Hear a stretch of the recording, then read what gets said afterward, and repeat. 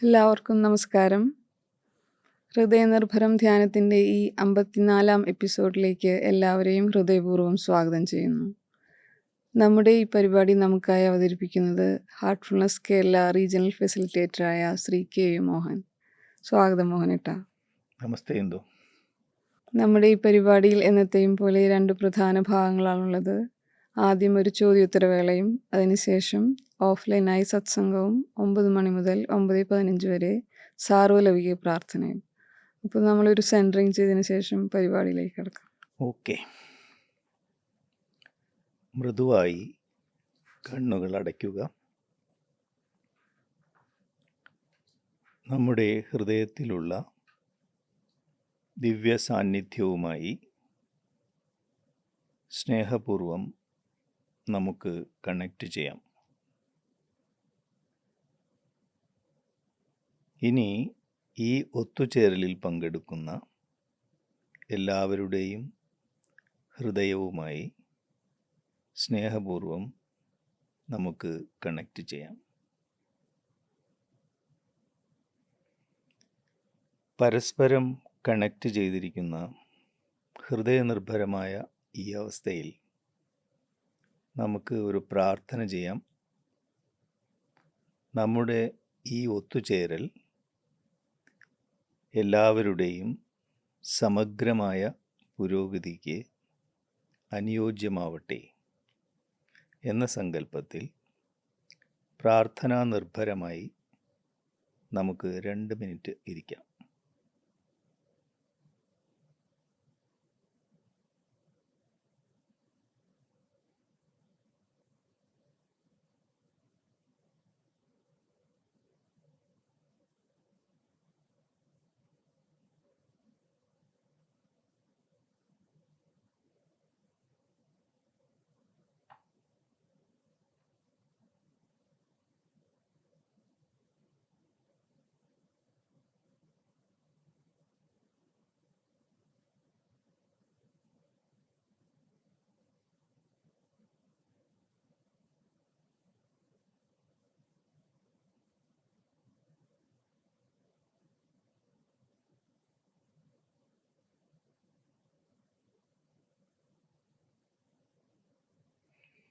Okay.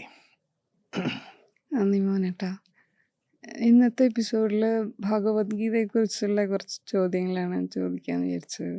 അപ്പോൾ ആദ്യത്തെ ചോദ്യം, ഇപ്പോൾ ഈയിടെ ഈ ഹാർട്ട്ഫുൾനെസ്സിൽ ഭഗവത്ഗീതയ്ക്ക് കുറച്ച് പ്രാധാന്യം നൽകി വരുന്നതായി കാണുന്നുണ്ടല്ലോ. അതേപോലെ ഭഗവത്ഗീതയുടെ 2 കോഴ്സുകളുണ്ട് നമുക്ക്. അപ്പോൾ സ്ഥിതപ്രജ്ഞ എന്ന പേരിലും വിദ്യാർത്ഥി എന്ന പേരിലും 2 കോഴ്സുകളാണ് നമുക്കുള്ളത്. അപ്പോൾ എന്താണ് ഈയിടെ അടുത്ത കാലത്തുള്ള ഈ ഭഗവത്ഗീതയ്ക്കുള്ള പ്രാധാന്യം വർദ്ധിച്ചു വരാൻ കാരണം ഹാർട്ട്ഫുൾനെസ്സിൽ? വെൽ,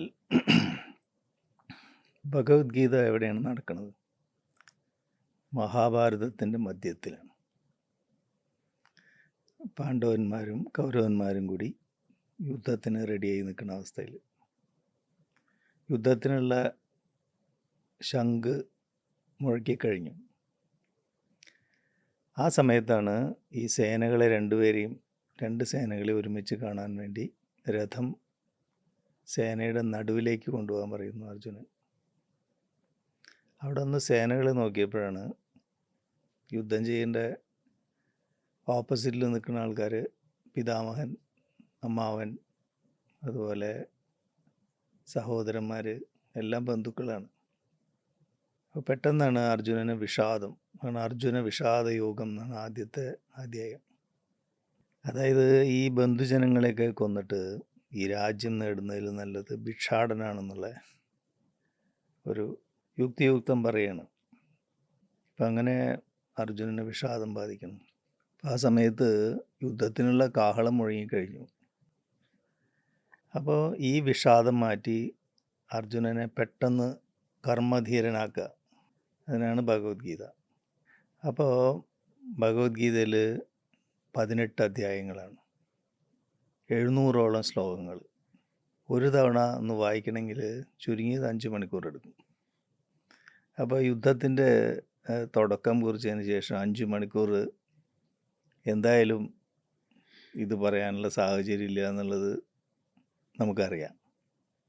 അപ്പോൾ ഹാർട്ട്ഫുൾനെസ് മാസ്റ്റേഴ്സ്, പ്രത്യേകിച്ച് ബാബുജി മഹാരാജ് പറയുന്നത്, അതിലാകെ 10 ശ്ലോകങ്ങളാണ് ഭഗവാൻ ശ്രീകൃഷ്ണൻ പറഞ്ഞത്.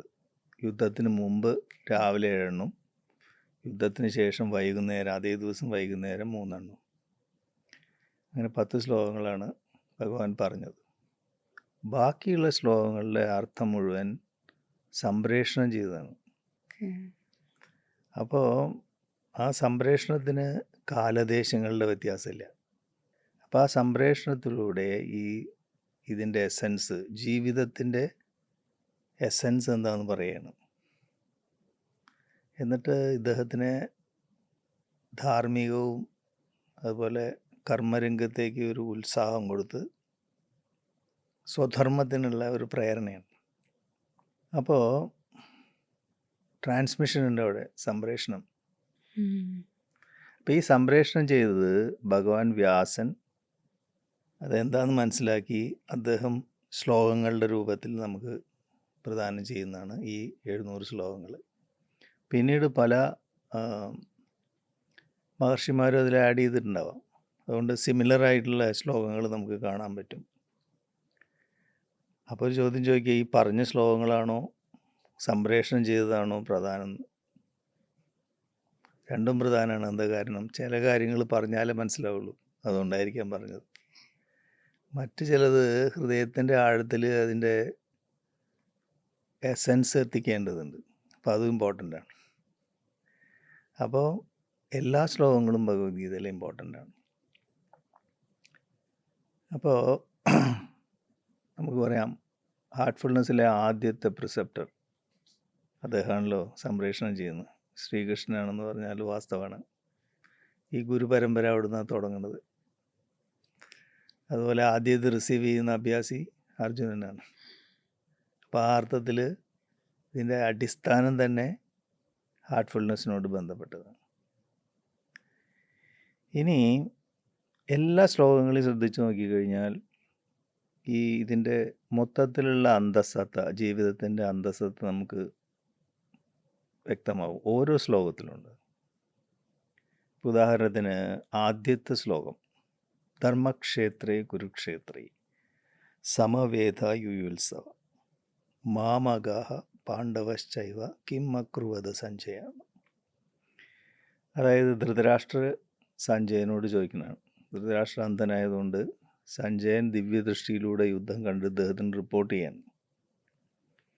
അപ്പോൾ സഞ്ജയ, ധർമ്മക്ഷേത്രമായിട്ടുള്ള ഈ കുരുക്ഷേത്രത്തിൽ, അപ്പോൾ ഇത് ധർമ്മക്ഷേത്രമാണ് കുരുക്ഷേത്രമാണ്.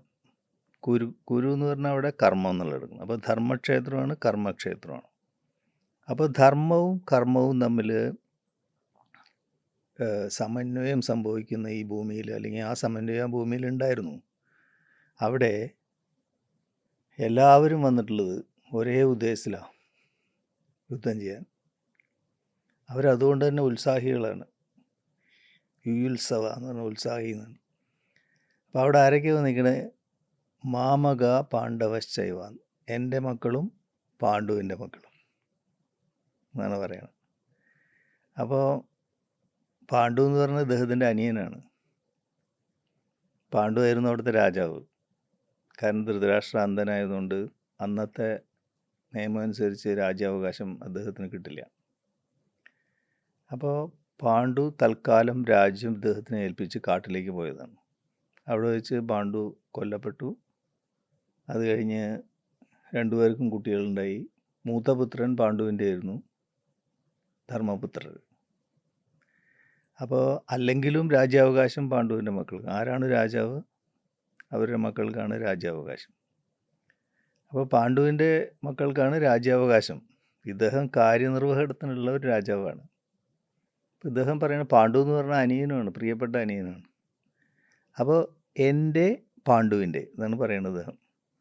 എൻ്റെ മക്കളും പാണ്ഡുവിൻ്റെ മക്കളും കൂടി ഇവിടെ എത്തിയിരിക്കുന്ന സമയത്ത് അവിടെ എന്ത് സംഭവിക്കുന്നു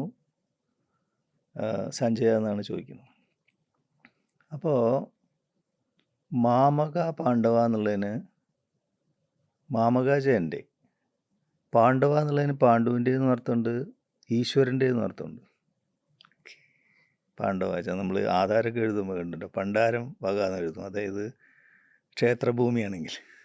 ഓക്കെ. അപ്പോൾ ഈശ്വരൻ്റെ എന്നർത്ഥമുണ്ട് പാണ്ഡവ എന്നുള്ളതിന്. അപ്പോൾ എൻ്റെ ഈശ്വരൻ്റെ, അതായത് ഞാൻ ഈ പ്രപഞ്ചം മുഴുവൻ ഈശ്വരൻ്റെ സൃഷ്ടിയാണ്. അപ്പോൾ എല്ലാ സൃഷ്ടിയും അദ്ദേഹത്തിൻ്റെയാണ്. അപ്പോൾ അദ്ദേഹത്തിൻ്റെ എന്ന് പറയണതിന് പകരം ഞാൻ എൻ്റെ എന്ന് പറയണു. ഞാൻ എൻ്റേത്, ഈശ്വരൻ്റെ എന്ന് പറയണതിന് പകരം ഞാൻ എൻ്റെ എന്ന് പറയുമ്പോൾ പ്രകൃതിയിൽ നിന്നുണ്ടാവുന്ന തിരിച്ചടിയാണ് ദുരിതമായിട്ട് മാറുന്നത്, യുദ്ധമായിട്ട് മാറുന്നത്. അപ്പോൾ ഇത് ഹാർട്ട്ഫുൾനെസ്സിൽ എന്താണ് നമ്മളെ പ്രശ്നങ്ങൾക്ക് കാരണം? ആദ്യം തന്നെ ഞാൻ എൻ്റേത് അല്ലെങ്കിൽ ഇഷ്ടാനിഷ്ടങ്ങളാണ് തുടക്കം, സി പോയിൻ്റ് അല്ലേ? അപ്പോൾ ആദ്യത്തെ ശ്ലോകത്തിൽ തന്നെ ഇത് പറഞ്ഞിരിക്കുക, അതായത് ഞാൻ ഈശ്വരൻ്റെയാണ് എല്ലാം എന്ന് ആ സമർപ്പണ ഭാവത്തിൽ പറയണം. അപ്പോൾ ഹാർട്ട്ഫുൾനെസ്സിലെ പ്രെയർ എന്താണ്? അങ്ങാണ് മാനവ ജീവിതത്തിൻ്റെ യഥാർത്ഥ ലക്ഷ്യം, അദ്ദേഹം ഈശ്വരനാണ് പറയുന്നത്. ആഗ്രഹങ്ങൾക്ക് അടിമയായതുകൊണ്ട് എനിക്ക് ലക്ഷ്യപ്രാപ്തിക്ക് തടസ്സമായിട്ട് നിൽക്കുന്നു എന്ന് പറഞ്ഞാൽ എൻ്റെ അപ്പോഴത്തെ അവസ്ഥ ഞാൻ പ്രതിപാദിക്കുക ആഗ്രഹങ്ങൾക്ക് അടിമയാണെന്ന്. പിന്നീട് സമർപ്പണം മൂന്നാമത്തെ വരിയിൽ. അപ്പോൾ ആ ഭാവം തന്നെയാണ് ഇവിടെ വേണ്ടത് ശരിക്ക്. അപ്പോൾ അതിൻ്റെ ഓപ്പോസിറ്റായിട്ട് വരുമ്പോഴാണ് ഈ ദുരിതവും യുദ്ധം ഉണ്ടാകുന്നത്. അപ്പോൾ എല്ലാ ശ്ലോകങ്ങളും ആ നിലയ്ക്ക് ഹാർട്ട്ഫുൾനെസ്സിൻ്റെ അർത്ഥം പ്രതിപാദിക്കുന്ന ആദ്യത്തെ ശ്ലോകം തൊട്ടേ. അതുപോലെ കർമ്മഭൂമിയും ധർമ്മഭൂമിയും കൂടിയാണിത്. അപ്പോൾ ധാർമ്മികതയും അതുപോലെ തന്നെ കർമ്മവും, കർമ്മധീരതയും, അത് തമ്മിലുള്ള ഒരു സമന്വയം ആവശ്യമാണ്. ധാർമ്മികത എന്ന് പറഞ്ഞാൽ എന്താണ്? ധർമ്മം എന്ന് പറഞ്ഞാൽ നിലനിൽപ്പ് എന്നാണ്, എല്ലാത്തിനെയും നിലനിർത്തുക. അതായത് ഒരു സാക്ഷിഭാവമാണത്, നിസ്സംഗഭാവമാണ് ധാർമ്മികത എന്ന് പറയുന്നത്. കർമ്മം എന്ന് പറഞ്ഞാലോ പ്രവൃത്തി, പൗരുഷമാണ്. അപ്പോൾ അതായത് നിസ്സംഗഭാവം അല്ലെങ്കിൽ സാക്ഷിഭാവത്തിൽ പ്രവർത്തിക്കേണ്ട ആവശ്യകതയാണ് യഥാർത്ഥത്തിൽ മനുഷ്യൻ്റെ ഉത്തരവാദിത്വം. ഇതെന്താ ചെയ്യുക വെച്ചാൽ, അതുകൊണ്ട് ബാബുജി മഹാരാജ് പറയണത് western mind and eastern heart എന്ന്. പാശ്ചാത്യരുടെ മനസ്സും ഇന്ത്യക്കാരുടെ ഹൃദയമാണ് അനുയോജ്യം എന്ന് പറയുന്നത്. എന്നുവെച്ചാൽ പാശ്ചാത്യർ സ്വന്തം കർമ്മത്തിന് പ്രാധാന്യം കൊടുക്കുന്നു. നമ്മുടെ ഇന്ത്യയിലുള്ള ആളുകൾ വിശ്വാസവും ഇതൊക്കെ ധാരാളമുണ്ട്, പക്ഷേ കർമ്മത്തിൽ വിമുഖതയാണ്, സ്വന്തം കർമ്മത്തിന് അത്ര ഇമ്പോർട്ടൻസ് കൊടുക്കില്ല. അപ്പോൾ ഈ ധാർമ്മികവും കർമ്മവും ഇത് തമ്മിലുള്ള ഒരു സമന്വയം ഇല്ലാത്തതുകൊണ്ടാണ്, ഇല്ലെങ്കിൽ ആധ്യാത്മികമായിട്ടും പുരോഗമിക്കാൻ സാധ്യമില്ല, ഭൗതികമായിട്ടും പുരോഗമിക്കാൻ സാധ്യമില്ല. അതുകൊണ്ടാണ് ഇന്ത്യ ഇത്രയും നാൾ പല പല സാമ്രാജ്യങ്ങളുടെ അടിമകളായിട്ടിരിക്കേണ്ടത്. നമ്മൾ ചൂസ് ചെയ്യും, ഒന്നുകിൽ ധർമ്മം അല്ലെങ്കിൽ കർമ്മം. അത് എളുപ്പമാണ്, ചോയ്സ് എടുക്കുക. അതുകൊണ്ട് താജി ചോയ്സ്ലെസ് അവെയർനെസ് എന്ന് പറയുന്നത്. അപ്പോൾ സാക്ഷിഭാവത്തിൽ നിന്നുകൊണ്ട് കർമ്മകൗശലം കാണിക്കേണ്ട ആവശ്യകതയെക്കുറിച്ചാണ് ഭഗവത്ഗീത പറയുന്നത്. അതിനല്ലേ ഹാർട്ട്ഫുൾനെസ്സും പറയുന്നത് നിരന്തര സ്മരണയിൽ. സാക്ഷിഭാവം വെച്ചാൽ നിരന്തര സ്മരണ. നിരന്തര സ്മരണയിൽ നമ്മുടെ ഉത്തരവാദിത്തങ്ങളും കടമകളും നിർവഹിക്കേണ്ട ആവശ്യകതയെക്കുറിച്ചല്ലേ ഭഗവത്ഗീത പറയുന്നത്. അപ്പോൾ എത്രമാത്രം പരസ്പരം പൊരുത്തപ്പെടുന്നത് നോക്കുക, അതാണ് അതിന് കാരണം. ഓക്കെ. ഇനി രണ്ടാമത്തെ ചോദ്യം. ഭഗവാൻ ശ്രീകൃഷ്ണൻ നമ്മൾ യുഗപുരുഷനായിട്ടാണല്ലോ കാണുന്നത്. പക്ഷേ ഹാർട്ട്ഫുൾനെസ്സിൽ നമ്മൾ ഗുരു പരമ്പരയാണ് നമ്മൾ കാണുന്ന സംഗതി. അപ്പോൾ രണ്ടും തമ്മിലുള്ള വ്യത്യാസം എന്താ? അതായത് അവതാരവും ഗുരു തമ്മിലുള്ള അതെ. വ്യത്യാസം. ഓക്കെ, അത് ഇപ്പം ഞാൻ പറഞ്ഞു 10 ശ്ലോകങ്ങളാണ് ബാബുജി മഹാരാജ് പറഞ്ഞിരിക്കണമെന്ന് പറഞ്ഞില്ലേ നമ്മൾ. അപ്പോൾ ആ 10 ശ്ലോകങ്ങൾ ബാബുജി മഹാരാജ് പ്രകാശിത ലോകത്തു നിന്നുള്ള സന്ദേശമായിട്ട് ദാജിക്ക് വെളിപ്പെടുത്തിയിട്ടുണ്ട്. അത് യൂട്യൂബിൽ ദാജി പബ്ലിക്കിന് വേണ്ടി അത് പറഞ്ഞിട്ടുണ്ട്. 7 ജെംസ് ഓഫ് ഗീത എന്ന് പറഞ്ഞിട്ട്, അത് 7 ശ്ലോകങ്ങളാണ് രാവിലെ പറഞ്ഞത്. അത് കഴിഞ്ഞിട്ട് വൈകുന്നേരം പറഞ്ഞ 3 ശ്ലോകങ്ങളും അദ്ദേഹം പറയുന്നുണ്ട്. അപ്പം അതൊന്ന് പബ്ലിക്കിന് അവൈലബിൾ ആണ്. ഈ ഗുരുപരമ്പരയുടെ അനുഗ്രഹം കൊണ്ടാണത്. എല്ലാവർക്കും ആ ശ്ലോകങ്ങൾ ഏതാണെന്ന് ദാജി പറയുന്നുണ്ട്, അതിൻ്റെ അർത്ഥവും പറയുന്നുണ്ട്. അപ്പോൾ ഈ 10 ശ്ലോകങ്ങൾ നോക്കിക്കഴിഞ്ഞാൽ ആദ്യത്തെ 2 ശ്ലോകങ്ങൾ എടുത്താൽ ഈ ബാബുജി പറയുന്നത്, അതായത് ഇതിൻ്റെ തുടക്കം തന്നെ യഥാ യഥാ ഹി ധർമ്മസ്യ ഗ്ലാനിർഭവതി ഭാരത തുടങ്ങും. പരിത്രാണായ സാധൂനാം വിനാശായ ച ദുഷ്കൃതാം ധർമ്മസംസ്ഥാപനാർത്ഥായ സംഭവാമി യുഗേ യുഗേ. എല്ലാവർക്കും അറിയുന്ന ശ്ലോകമല്ലേ ഇത്. അപ്പോൾ ഭഗവാൻ ശ്രീകൃഷ്ണൻ പറയുന്നത് ധർമ്മവും അധർമ്മവും തമ്മിലുള്ള സന്തുലിതാവസ്ഥ തെറ്റുമ്പോൾ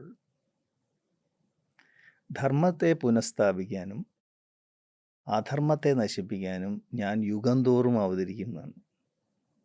അതുപോലെ തന്നെ സാധുക്കളെ സംരക്ഷിക്കാനും അധർമ്മികളെ ഉന്മൂലനം ചെയ്യാനും അതാണ് പരിത്രാണായ സാധുനാം എന്ന് പറയുന്നത്. ഞാൻ യുഗം തോറും അവതരിച്ചുകൊണ്ടിരിക്കുകയെന്ന് പറയുന്നു. അതായത് അവതാരത്തിൻ്റെ ഉദ്ദേശം പറയണം അദ്ദേഹം. അവതാരത്തിൻ്റെ ഉദ്ദേശം എന്താണ്? ധർമ്മ സംസ്ഥാപനാണ്. നമ്മൾ വിഷ്ണുവിൻ്റെ അവതാര കഥകളെ 10 അവതാരങ്ങളെക്കുറിച്ച് പറയുന്നുണ്ട്. അവതാര കഥകൾ നോക്കിയാൽ മിക്കവാറും അവതാരങ്ങൾക്ക് കാരണം എങ്ങനെയാ വെച്ചാൽ സന്യാസിമാർ തപസ് ചെയ്തുകൊണ്ടിരിക്കും. മഹർഷിമാർ തപസ് ചെയ്യുമ്പോൾ പല രാക്ഷസന്മാരും വന്നിട്ട് അവരെ ഉപദ്രവിക്കും. ചില രാക്ഷസന്മാരുടെയൊക്കെ ഹോബി ഈ പർണാശ്രമങ്ങൾക്ക് തീ വയ്ക്കില്ല, സന്യാസിമാരെ കൊല്ലലൊക്കെയാണ്. അപ്പോൾ അവർ ബാക്കി വന്നവരൊക്കെ കൂടി ഈ മഹാവിഷ്ണുവിൻ്റെ അടുത്ത് വന്ന് പരാതി പറയും, ഞങ്ങൾക്ക് തപസ് ചെയ്യൊന്നും വേണ്ടേ, അങ്ങ് ഇതിനെന്തെങ്കിലും ഒരു പരിഹാരം ഉണ്ടാക്കണ്ടേ. അങ്ങനെ ഈ രാക്ഷസന്മാരെ കൊല്ലാൻ വേണ്ടിയിട്ടാണ് ഈ അവതാരങ്ങൾ മുഴുവൻ. അങ്ങനെയാണ്, ദുഷ്ടന്മാരെ വധിക്കാനാ. അപ്പോൾ അതുകൊണ്ടാണ് അദ്ദേഹം പറയുന്നത് ധർമ്മത്തിൻ്റെ ബാലൻസ് തെറ്റുമ്പോൾ, ധർമ്മവും അധർമ്മവും തമ്മിലുള്ള ബാലൻസ് തെറ്റി അധർമ്മം വർദ്ധിക്കുന്നു, ധർമ്മം കുറയുന്ന സമയത്ത് എന്താ പ്രശ്നം എന്ന് വെച്ചാൽ ആത്മീയ പുരോഗതിക്ക് തടസ്സമായി തീരും. അതുകൊണ്ട് അവരുടെ ധർമ്മവും കർമ്മവും ഒരു മാച്ച് ചെയ്യണം, ആത്മീയവും ഭൗതികവുമായ പുരോഗതിക്ക് എന്ന് നമ്മൾ ആദ്യം പറഞ്ഞില്ലേ. അപ്പോൾ അതിന് കാരണം അതാണ്. അതായത് ധർമ്മവും അധർമ്മവും തമ്മിലുള്ള ബാലൻസ് കീപ്പ് ചെയ്താലേ, ഇപ്പോൾ മഹർഷിമാർ പറയുകയാണ് ഞങ്ങൾക്ക് തപസ് ചെയ്യണ്ടേ, അതിനുള്ള സാഹചര്യം ഉണ്ടാവേണ്ടതെന്ന് പറഞ്ഞു. അപ്പോൾ ധർമ്മം, അപ്പോൾ അതിനർത്ഥം പരിപൂർണമായിട്ട് നമുക്ക് അധർമ്മത്തിനെ നീക്കം ചെയ്യാൻ സാധ്യമല്ല, പരിപൂർണമായിട്ടുള്ള ധർമ്മത്തിനെയും കൊണ്ടുവരാൻ സാധ്യമല്ല. ഇത് തമ്മിലൊരു ബാലൻസ് വേണം. ആ ബാലൻസിൻ്റെ വഴിയിലാണ് ആത്മീയ പരിണാമം. അപ്പോൾ അവതാരത്തിൻ്റെ ഉദ്ദേശം ഇതാണ്, ധർമാധർമ്മങ്ങൾ തമ്മിലുള്ള ബാലൻസാണ്. ഗുരുവിൻ്റെ ഉദ്ദേശം അതല്ല. ഗുരുവിൻ്റെ ഉദ്ദേശം ആത്മീയ പുരോഗതിയാണ്. അപ്പോൾ രണ്ട് ഉദ്ദേശമാണ്. അപ്പോൾ ഇത് പരസ്പരം സമന്വയിപ്പിക്കാവുന്നതാണ് സംഗതി. രണ്ടും ആവശ്യമാണ്. ഉദാഹരണത്തിന് മഹാഭാരതത്തിൻ്റെ അവസാനത്തിൽ ഭഗവാൻ ശ്രീകൃഷ്ണൻ അന്തർധാനം ചെയ്യുന്നതിൻ്റെ മുമ്പായിട്ട് അദ്ദേഹം പോവുകയാണ്. അദ്ദേഹത്തിൻ്റെ അവതാര ഉദ്ദേശം കഴിഞ്ഞു. ആ സമയത്ത് അദ്ദേഹം ഉദ്ധവർ എന്ന് പറഞ്ഞിട്ട് അദ്ദേഹത്തിൻ്റെ സന്തത സഹചാരിയായിട്ടുള്ള ആളുണ്ട്. അദ്ദേഹത്തിനോട് പറയണം, എൻ്റെ അവതാര ഉദ്ദേശം കഴിഞ്ഞു, ഞാൻ പോവുകയാണ്, നിന്നെ ഞാൻ ഗുരുവായിട്ട് അവരോധിക്കുന്നു. അപ്പോൾ അദ്ദേഹം പറയും, ഞാനോ അങ്ങുള്ളപ്പോൾ ഞാൻ എങ്ങനെ ഗുരുവാനാണ്? അപ്പോൾ പറയും അപ്പോഴാണ് ഇത് പറയണത്, എൻ്റെ ഉദ്ദേശം അതല്ല, എൻ്റെ ഉദ്ദേശം ഞാൻ അവതാരമാണ്, ധർമാധർമ്മങ്ങൾ തമ്മിലുള്ള ബാലൻസാണ്. അത് കഴിഞ്ഞു. ഗുരു എന്ന് പറയുന്നത് ആത്മീയ പുരോഗതിക്കുള്ള. അപ്പോൾ അദ്ദേഹം പറയണമെന്ന് വെച്ചാൽ ഈ ഗോപസ്ത്രീകൾ അവർക്ക് എന്നോട് ഭ്രാന്തമായ സ്നേഹമാണ്, പക്ഷെ അത് മാനുഷികമായ തലത്തിലാണ്. അവരെ ദിവ്യസ്നേഹം എന്താണെന്ന് നീ പഠിപ്പിക്കണം. അതിന് ആണ് ഞാൻ നിന്നെ പോയിൻ്റ് ചെയ്യുന്നത്, ഗുരു. അപ്പോൾ ധർമാധർമ്മങ്ങൾ ബാലൻസ് ചെയ്യാൻ അവതാരം, അതാണ് യുഗപുരുഷൻ എന്ന് പറയുന്നത്. മെയിൻ്റനൻസ്, മഹാവിഷ്ണു എന്ന് പറഞ്ഞാൽ മെയിൻ്റനൻസ് ആണ്, സൃഷ്ടി സ്ഥിതി സംഹാരത്തിലെ സ്ഥിതിയാണ്. ഗുരു എന്ന് പറഞ്ഞാൽ ലക്ഷക്കണക്കിന് ജനങ്ങളെ ഉന്നതമായ ബോധത്തിലേക്ക് കൊണ്ടുപോകാനാണ്. രണ്ട് ഉദ്ദേശമാണ്. ഈ വ്യത്യാസം നമ്മൾ മനസ്സിലാക്കേണ്ടതുണ്ട്. അതുകൊണ്ട് നമ്മൾ കണക്ട് വേറെ എന്താണെന്ന് വെച്ചാൽ നമുക്ക് അവതാരത്തിനെ ഫോളോ ചെയ്യാൻ സാധ്യമല്ല. ഇപ്പോൾ ശ്രീകൃഷ്ണൻ ഗോവർദ്ധനഗിരി കയ്യിലെടുത്ത് ഉയർത്തി, നമുക്ക് പറ്റുമോ? ഇല്ല. അദ്ദേഹം ഈ കാളിയൻ്റെ തലയിൽ നിന്ന് നൃത്തമാടിയില്ലേ, നമുക്ക് സാധ്യമല്ല. പക്ഷേ നമ്മൾ ഗുരു ഇങ്ങനെയാണ്, നമ്മളെപ്പോലെ പരിപൂർണ ആശ്രിതത്വത്തിൽ ജനിച്ച് അദ്ദേഹത്തിൻ്റെ ഗുരുവിൻ്റെ സഹായത്തോടുകൂടി ഈ പ്രപഞ്ചത്തിൻ്റെ മാസ്റ്ററായി മാറുന്നു. അപ്പോൾ നമുക്ക് അദ്ദേഹത്തിനെ അനുഗമിക്കാൻ സാധിക്കും. ഇപ്പോൾ ഗുരുവിനെ അനുഗമിച്ച് ഉന്നതമായ ആധ്യാത്മിക നില നേടിയെടുക്കാൻ എല്ലാവർക്കും സാധിക്കും. പക്ഷേ അവതാരത്തിനെ നമുക്ക് അനുഗമിക്കാൻ സാധ്യമല്ല. കാരണം അവതാര ഉദ്ദേശം ധർമ്മവും അധർമ്മവും തമ്മിലുള്ള സന്തുലിതാവസ്ഥയാണ്. അതാണ് വ്യത്യാസം. പിന്നെ ഇനി ഭഗവത്ഗീതയിൽ നമ്മൾ സാരാംശമായി പറയുന്ന ഒരു സംഗതിയാണല്ലോ സ്ഥിതപ്രജ്ഞ എന്ന് പറയുന്നത്. ഹാർട്ട്ഫുൾനെസ്സിൽ സ്ഥിതപ്രജ്ഞ എന്ന് പറഞ്ഞിട്ട് കോഴ്സും ഉണ്ട് നമുക്കൊരെണ്ണം. അപ്പോൾ സ്ഥിതപ്രജ്ഞ എന്ന വാക്കുകൊണ്ട് എന്താണ് ഉദ്ദേശിക്കുന്നത്? ഹാർട്ട്ഫുൾനെസ്സിൽ അത് എങ്ങനെയാണ് നമ്മളത് ആ ഒരു അവസ്ഥയെക്കുറിച്ച് എങ്ങനെയാണ് സംസാരിക്കുക? അത് സ്ഥിതപ്രജ്ഞ എന്ന് പറഞ്ഞാൽ ഭഗവത്ഗീതയുടെ എസൻസാണ്. അപ്പോൾ നമ്മൾ ആദ്യം പറഞ്ഞു, ബാബുജി മഹാരാജ് പറഞ്ഞ ശ്ലോകങ്ങളെ ബേസ് ചെയ്തിട്ടാണ് ഈ വാസ്തവത്തിൽ ഈ ക്വസ്റ്റ്യൻസ് എല്ലാം വരുന്നത്. അതായത് ആദ്യത്തെ 2 ശ്ലോകങ്ങൾ ഞാൻ പറഞ്ഞു, ഗുരുവും അവതാരം തമ്മിലുള്ള വ്യത്യാസമായിരുന്നു. 3ഉം 4ഉം ശ്ലോകങ്ങൾ ശ്രദ്ധിച്ചാൽ ഈ സ്ഥിതപ്രജ്ഞ ലക്ഷണങ്ങളാണ് പറയുന്നത്. അതായത് സ്ഥിതപ്രജ്ഞസ്യ കാ ഭാഷ എന്നൊക്കെ പറഞ്ഞിട്ട് ഭഗവത്ഗീതയിൽ ശ്ലോകങ്ങളുണ്ട്. അതായത് ആത്മാവിൽ സ്ഥിതപ്രജ്ഞ എന്നുള്ള വാക്ക്, പ്രജ്ഞ എന്ന് പറഞ്ഞാൽ ജീവൻ, ആത്മാവ് അല്ലെങ്കിൽ ബോധം എന്നാണ്. സ്ഥിതം അതിൽ സ്ഥിരമാവുക, സ്റ്റഡി ആവുക എന്ന്. അതായത് ആത്മാവിൽ ബോധം ഉറപ്പിച്ചവൻ, അതാണ് സ്ഥിതപ്രജ്ഞ എന്നുള്ളതുകൊണ്ട് ഉദ്ദേശിക്കുന്നത്. ബാലൻസ്ഡ് ആയിട്ടുള്ള കോൺഷ്യസ്നെസ് ഉള്ള ആളാണ്. അപ്പം ഇത് നമ്മൾ ബുദ്ധമതത്തിൽ ഇതിനെ നിർവ്വാണം എന്നാണ് പറയുന്നത്. ജൈനമതത്തിൽ ഇതിനെ കൈവല്യം എന്ന് പറയും. പതഞ്ജലി മഹർഷിയും കൈവല്യം എന്ന് പറയുന്നത്, കൈവല്യപാദം എന്നാണ് അദ്ദേഹത്തിൻ്റെ യോഗസൂത്രങ്ങളുടെ അവസാനത്തെ അധ്യായം. അപ്പോൾ അതിന് പകരം ഭഗവത്ഗീതയിൽ സ്ഥിതപ്രജ്ഞ എന്ന് പറയുന്നു.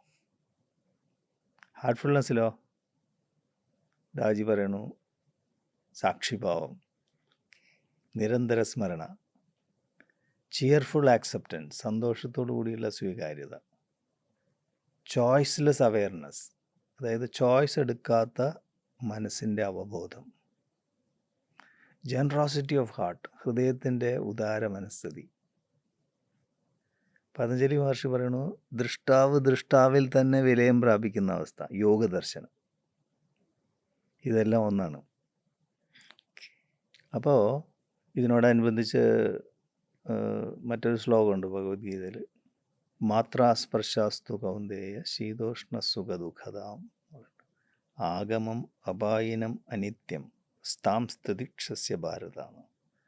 അത് ഇന്ദ്രിയങ്ങൾ വിഷയങ്ങളോട് ചേരുന്ന സമയത്ത് ശീതം ഉഷ്ണം സുഖം ദുഃഖം പരസ്പര വൈരുദ്ധ്യങ്ങൾ ഉണ്ടാവണം.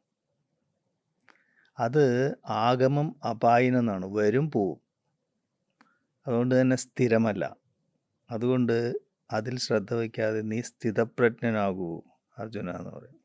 അതാണ് സ്ഥിതപ്രജ്ഞയുടെ വേറൊരു നിർവചനം. അപ്പം ഇതുപോലെ സിമിലർ ശ്ലോകങ്ങൾ ഒരുപാട് കാണാൻ പറ്റും. ഹാർട്ട്ഫുൾനെസ്സിൽ എന്താണ്? സാക്ഷിഭാവമാണത്, നിരന്തര സ്മരണയാണ്. അതിനെന്ത് ചെയ്യണം? സി പോയിന്റിനെ പ്രൊട്ടക്റ്റ് ചെയ്യണം. അവിടെ നിന്നല്ലേ തുടങ്ങുന്നത്. അപ്പോൾ സി പോയിന്റിനെ പ്രൊട്ടക്റ്റ് ചെയ്യുക, നിരന്തര സ്മരണ അല്ലെങ്കിൽ സാക്ഷിഭാവമാണ് സ്ഥിതപ്രജ്ഞ എന്നുള്ള ഈ ഭഗവത്ഗീത ശ്ലോകം കൊണ്ട് ഉദ്ദേശിക്കുന്നത്. ഇനി ഇത് 3ാമത്തെ ശ്ലോകത്തിന്. 4ാമത്തെ ശ്ലോകത്തിലേക്ക് വന്നാൽ ക്രോധാത് ഭവതി സമ്മോഹ എന്ന് പറഞ്ഞ ശ്ലോകം. അത് അവസാനിക്കുന്നത് ബുദ്ധിനാശാത് പ്രണശ്യതി എന്നാണ്. അതായത് സി പോയിന്റ് നമ്മൾ പ്രൊട്ടക്റ്റ് ചെയ്തില്ല നിൽക്കുക. അതിൻ്റെ മീനിങ് പറയണം. സി പോയിന്റ് പ്രൊട്ടക്റ്റ് ചെയ്യില്ല എന്ത് സംഭവിക്കും? ഇഷ്ടാനിഷ്ടങ്ങൾ, വ്യക്തികളോടും വസ്തുക്കളോടും. എ പോയിന്റ് ഡിസ്റ്റർബ്ഡായി, ഹൃദയത്തിൻ്റെ ആദ്യത്തെ പോയിന്റ് അസ്വസ്ഥമായി. അപ്പോൾ എന്താ സംഭവിക്കുക? അസംതൃപ്തി. അസംതൃപ്തി 2ാമത്തെ പോയിന്റിലേക്ക് വരുമ്പോൾ അശാന്തിയായിട്ട് മാറും, നമ്മുടെ ശാന്തി നഷ്ടപ്പെടും. അത് 3ാമത്തെ പോയിന്റിൽ വരുമ്പോൾ നമുക്ക് ദേഷ്യം വരും, അല്ലേ? 4ാമത്തെ പോയിന്റിൽ വരുമ്പോൾ നമുക്ക് ഭയം, ഭീരുത്വം. 5ാമത്തെ പോയിന്റിൽ വരുമ്പോൾ നമുക്ക് ക്ലാരിറ്റി നഷ്ടപ്പെടും, വ്യക്തതയില്ല. അതാണ് ബുദ്ധിനാശാത് പ്രണശ്യതി എന്ന് പറയുന്നത്. അതായത് ബുദ്ധി എന്ന് പറയുന്നത് എന്താ? എയർ പോയിൻ്റാണ്. അതായത് വിജ്ഞാനമയ കോശം അത് അസ്വസ്ഥമായി. അതിനാണ് ബുദ്ധിനാശാത് പ്രണശ്യതി എന്ന് പറയുന്നത്. അപ്പോൾ സ്ഥിതപ്രജ്ഞനല്ലാത്ത അവസ്ഥയെക്കുറിച്ച് അത് പറയണം. എന്താ സംഭവിക്കുക എന്ന് പറയുന്നു. ഹാർട്ട്ഫുൾനെസ്സിൽ അത് സി പോയിന്റ് പ്രൊട്ടക്റ്റ് ചെയ്തില്ലെങ്കിൽ ഉണ്ടാവുന്ന ഈ ചക്രങ്ങളിൽ വരുന്ന അസ്വസ്ഥത. അത് 4ാമത്തെ ശ്ലോകത്തിൻ്റെ മീനിങ് അതങ്ങനെയാണ് വരുന്നത്. അപ്പോൾ ഈ 3ഉം 4ഉം 5ഉം ഹാർട്ട്ഫുൾനെസ് ഫിലോസഫിയും ഭഗവത്ഗീത ഫിലോസഫിയും കൂടി മാച്ച് ചെയ്യുന്ന ശ്ലോകങ്ങളാണ്. 5ാമത്തെ ശ്ലോകത്തിലേക്ക് വന്നതെന്ന് വെച്ചാൽ ഇന്ദ്രിയങ്ങളെ നിയന്ത്രിക്കുന്ന ആൾ പരമമായ ശാന്തി കൈവരിക്കുന്നു. അതിൻ്റെ മീനിങ്. ഇന്ദ്രിയങ്ങളെ കൺട്രോൾ ചെയ്യാൻ. ചിത്തവൃത്തി നിരോധം എന്ന് പതഞ്ജലി മഹർഷി പറയുന്നു. ഇത് ഭഗവത്ഗീതയുടെ എസെൻസ് ആണ്. അതായത് ഇപ്പോൾ ഭഗവത്ഗീത പുസ്തകങ്ങൾ കണ്ടു കഴിഞ്ഞാൽ നമ്മൾ എന്താ ഉണ്ടാവുക? അതിൻ്റെ പുറത്ത് 5 കുതിരകളെ കെട്ടിയ ഒരു രഥം അല്ലേ? അതിൽ ഭഗവാൻ ശ്രീകൃഷ്ണൻ സാരഥിയുടെ സ്ഥാനത്തിരിക്കുന്നു, അർജുനൻ യുദ്ധം ചെയ്യുന്നു. ഇതല്ലേ ഭഗവത്ഗീതയുടെ ആ പടം നമ്മൾ കാണാം. ഇത് കഠോപനിഷത്ത് എന്ന് പറഞ്ഞ ഒരു ഉപനിഷത്തിൽ നിന്ന് എടുത്താണ്. അതിൽ പറയണത് ആത്മാനാം രഥിനം വിദ്ധി ശരീരം രഥമേവതു എന്ന്. ഈ ശരീരം എന്ന് പറയുന്നത് രഥമാണ്. അപ്പോൾ ഇതിൻ്റെ റെപ്രസെൻറ്റേഷൻ പറയണം. ശരീരം രഥം, 5 കുതിരകൾ എന്ന് പറയുന്നത് 5 ഇന്ദ്രിയങ്ങൾ, 5 ജോഡി കടിഞ്ഞാണ് ബുദ്ധി, സാരഥി മനസ്സ്, രഥത്തിൻ്റെ ഉടമ ആത്മാവ്, ഇവിടെ അർജുനൻ രഥി, പിന്നെ സാരഥി. ഈ രഥത്തിൻ്റെ ഉടമയായിട്ടുള്ള ആത്മാവിന് ലക്ഷ്യപ്രാപ്തി, ഈശ്വര സാക്ഷാത്കാരം അല്ലെങ്കിൽ മനുഷ്യൻ്റെ പരിപൂർണതയിലേക്കുള്ള യാത്രയ്ക്ക് വേണ്ടിയിട്ടാണ് ഈ വാഹനം. വാഹനം എപ്പോഴും യാത്രയ്ക്കല്ലേ? ഈ വാഹനം തയ്യാറായി നിൽക്കണം. ഇതിലെവിടെയാണ് പ്രശ്നം വരാൻ സാധ്യതയുള്ളത്? സാരഥിയാണ് അല്ലേ? കാരണം എന്താ? സാരഥിയുടെ ക്രമീകരണമല്ലേ, മനസ്സാണ് സാരഥി. സാരഥിക്ക് ക്രമീകരണം ഇല്ലെങ്കിൽ എന്ത് സംഭവിക്കും? ഈ കടിഞ്ഞാണ് കയ്യിൽ നിന്ന് പോവും, ബുദ്ധിയുടെ കടിഞ്ഞാണ് കയ്യിൽ നിന്ന് പോവും. അപ്പോൾ 5 കുതിരകൾ 5 ഡയറക്ഷനിൽ ഓടും. അപ്പോൾ ഈ രഥം എവിടെയെങ്കിലും ഇടിച്ച് നശിക്കാൻ സാധ്യതയുണ്ട്. അപ്പോൾ രഥത്തിൻ്റെ ഉടമയായിട്ടുള്ള ആത്മാവ് രഥത്തിൽ നിന്ന് ഇറങ്ങി മറ്റൊരു രഥം സങ്കല്പശക്തി കൊണ്ട് സൃഷ്ടിച്ച് യാത്രയാവും. അതാണ് പുനർജന്മമായിട്ട് കാണുന്നത്.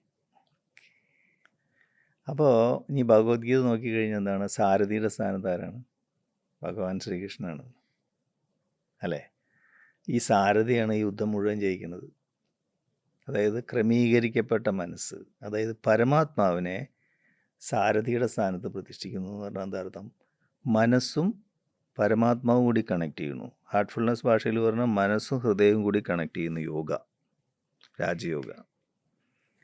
അപ്പോൾ നമ്മുടെ ജീവിതത്തിൻ്റെ സാരഥിയായി നമ്മൾ പരമാത്മാവിനെ മാറ്റുന്നു, നമ്മുടെ ഹൃദയത്തെ മാറ്റുന്നു. കാരണം ഹൃദയത്തിലാണ് ഈശ്വരൻ്റെ സ്ഥാനം എന്ന് ഭഗവത്ഗീതയും പറയുന്നത് അല്ലേ?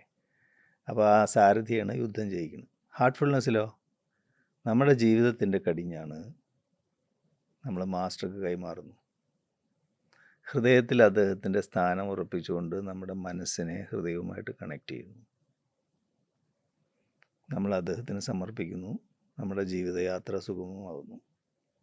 അതിന് പകരം ഞാൻ തന്നെ ഈ വാഹനം ഓടിക്കുന്നു പറഞ്ഞാൽ ഈഗോ. അപ്പോഴാണ് ഈ അപകടങ്ങളുണ്ടാകും. അതാണ് ഈ 3, 4, 5 ശ്ലോകങ്ങളിലെ ഫിലോസഫിയായിട്ടുള്ള ബന്ധം. Thank you. വളരെയധികം നന്ദി മോനേട്ടാ. ഇനിയും കുറച്ചും കൂടെ ചോദ്യങ്ങൾ ചോദിക്കാനുണ്ട്. അതെനിക്ക് തോന്നുന്നു അടുത്ത എപ്പിസോഡിലാവാം. ഇനി നമുക്ക് സത്സംഗത്തിലേക്ക് കിടക്കാം. അതിനു മുമ്പായിട്ട് പുതുതായി ആരെങ്കിലും ഉണ്ടെങ്കിൽ ധ്യാനിക്കേണ്ടത് എങ്ങനെയാണെന്ന് ഒരിക്കൽ കൂടി പറയാം.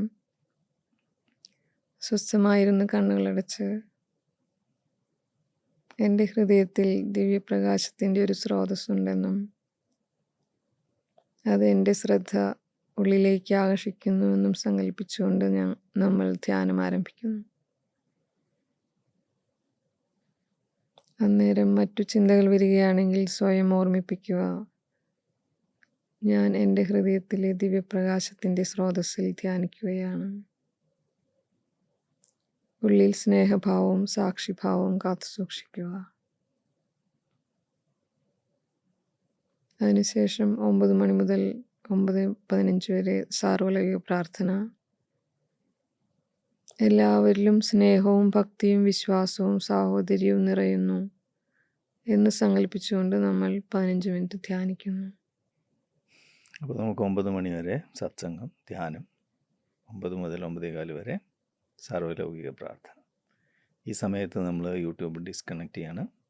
Thank you. നമസ്കാരം.